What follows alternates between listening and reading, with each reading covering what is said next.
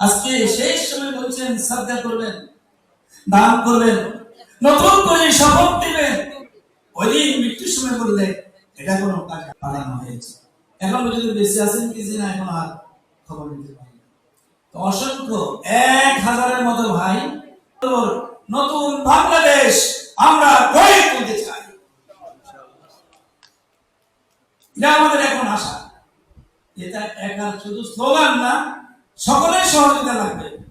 আমরা একটি সুন্দর বাংলাদেশ আমরা করতে চাই। এতে চিকিৎসকের ভূমিকা অবদান অনেক বেশি রাখতে হবে। ইবনে সিনার দায়িত্বশীল ভাই কথা বলেছেন, ইবনে সিনার প্রতি আপনারাও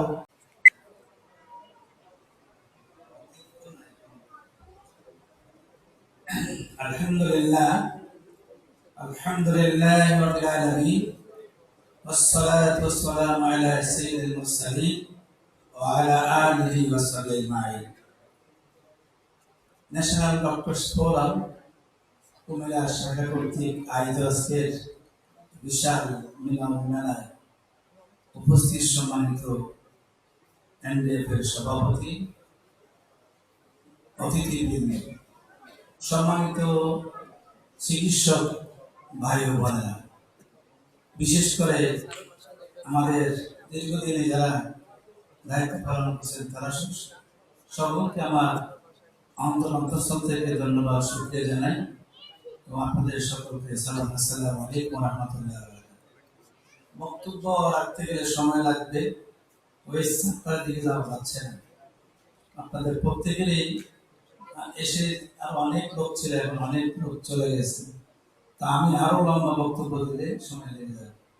আপনাদের সকলের কোরবানি যে যাই করেছেন, অতিথি করেছেন, বর্তমানে করছেন চিকিৎসক হিসেবে, আল্লাহ তাআলা আপনাদের সকলের কোরবানিগুলো কবুল করুন। সবাই বলুন আমিন। ডাক্তার শাহজাহান চলে গেছেন না? আসলে শাহজাহান ভাই ছিলেন একজনই ডাক্তার।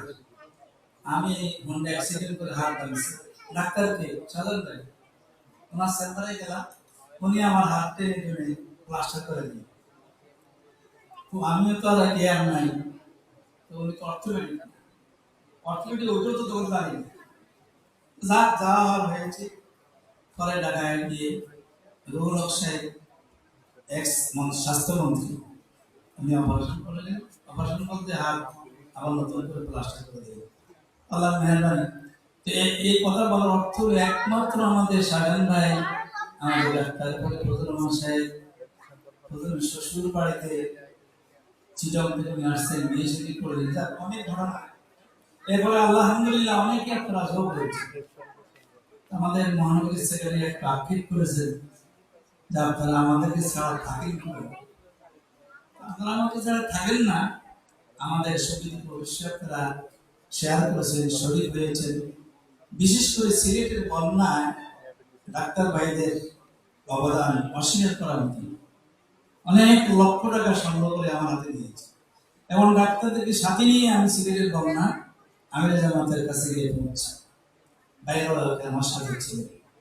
তো প্রিয় ভাই ও বোনেরা, আজকে আমাদের এটা আপনারা বলতেছেন দ্বিতীয় স্বাধীনতা, একটু মাঝে মাঝে স্মরণ করবেন।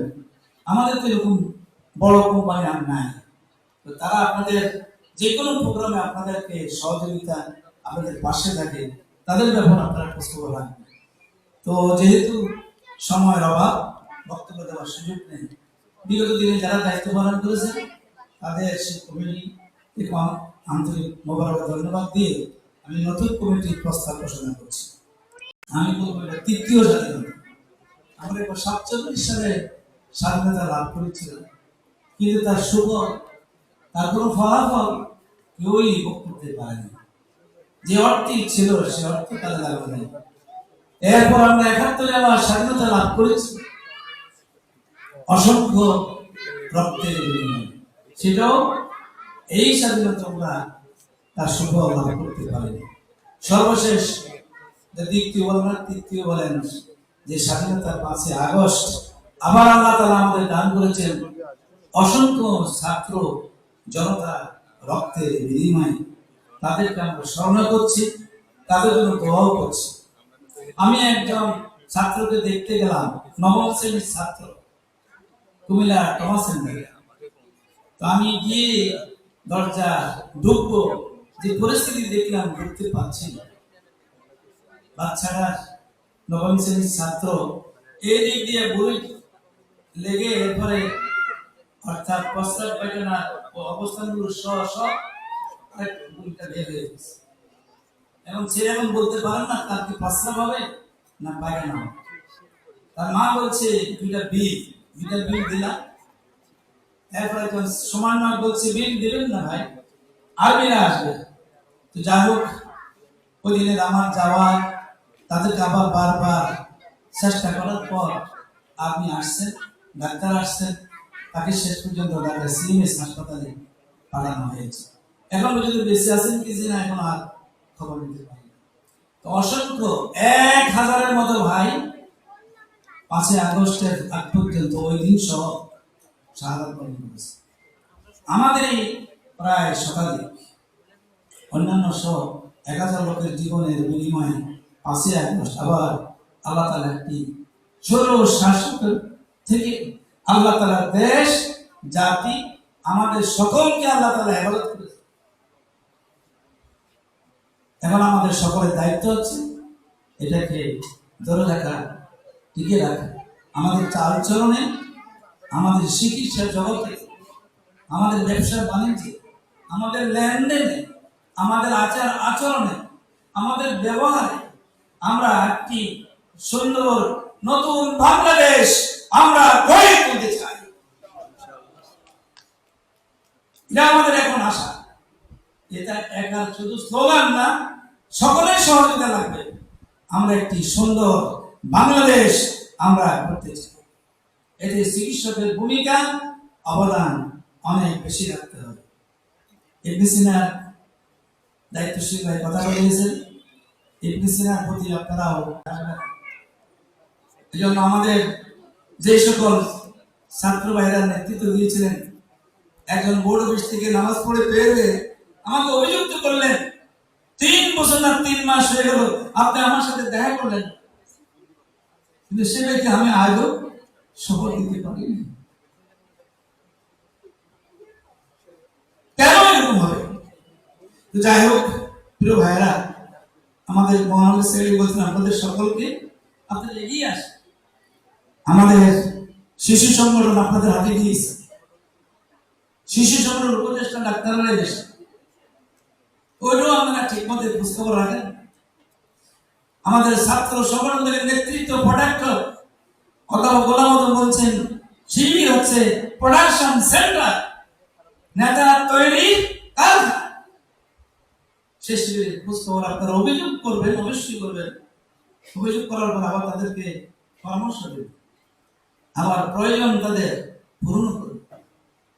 আমাদের কুমিল্লা মেডিকেল কলেজ ছাত্রী সংস্থা অন্যান্য জায়গা সহ কুমিল্লা বিশ্ববিদ্যালয় সহ ছাত্রী সংস্থা ওরকম অবস্থান তৈরি করে, কারণ ওরা অল্প সময়ের জন্য এখানে আসে, আবার তাদের পরবর্তী জীবন কারণে তাদের চলে যায়। তো প্রিয় চিকিৎসক ভাই ও বোনেরা, আন্দোলনকে ভালোবাসেন, আল্লাহ তাআলা ভালোবাসা পাবেন। আর আল্লাহ তাআলা কোরআনে বলছেন, ইয়া আইয়ুহাল্লাযীনা আমানু তুবু ইলাল্লাহ তাওবাতান নাসুহা, হে ইমানদারগণ তওবা করো, খাঁটি তো তুমি চলে যাবা। এজন্য মেরা পরকালের জীবনকে স্মরণ করে ওখানে যেন একটু ভালো কিছু পাওয়া যায় সে আশা বা দেখতে করে আপনাদের সকলে নেক হায়াত কামনা করে, আপনাদের সকলের সুস্বাস্থ্য কামনা করে, যাদের পিতা মাতা আত্মীয় স্বজন কবরবাসী হয়েছে, বিশেষ করে 5 আগস্ট যারা যাদের রক্তকে ঢেলে দিলেন তাদেরকে শ্রদ্ধার সাথে স্মরণ করে সে আবু সাইদ বলছেন আমাদের অধিকার ফিরিয়ে দাও, পুলিশ বলছে গুলি করবো, বুক পেতে দিয়েছে। তো প্রিয় ভাই বোনেরা, আশা করি সেই চেতনা আপনাদের মধ্যে আছে। আমরা সবাই মিলে আসুন, আমরা এই দেশটাকে একটু গড়ে তুলি। চিকিৎসক বন্ধনে আপনারা আপনাদের অবদান রাখেন, সুযোগ আছে দাওয়াতি কাজে, সুযোগ আছে মানুষকে ভালো করে একটু বুঝে রাখ। আল্লাহ তাআলা আমাদের সঙ্গে তৌফিক দান করুন।